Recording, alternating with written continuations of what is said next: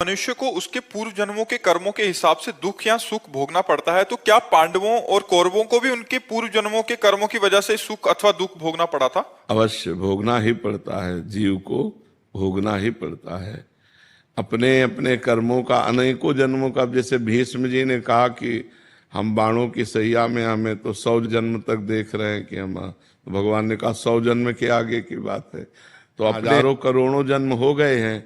तो ऐसे ही चाहे पांडव हो चाहे कौरव हो चाहे, अरे यहाँ तक कि भगवान ने अपने आप को भी उसी कानून के अंतर्गत रखा।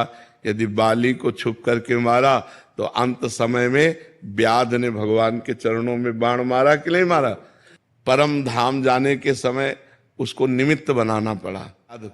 तो हमें लगता है जैसे दशरथ जी से गलती हो गई, श्रवण कुमार का वध हो गया शब्द वेधी बाण से, डुब्बे से घड़े की आवाज थी तो उन्होंने समझा कोई मृग पानी पी रहा है, तो शब्द वेधी बाण संधान किया, श्रवण कुमार की छाती में लगा। तो उनके पिता माता ने यही कहा, जैसे मैं पुत्र वियोग में तड़प रहा हूं ऐसे तुम तड़प कर प्राण त्यागोगे। तो देखो भगवान समर्थ उनके पुत्र हुए पर उनको भोगना पड़ा, हमें हा राम तड़पते हुए प्राण त्यागे।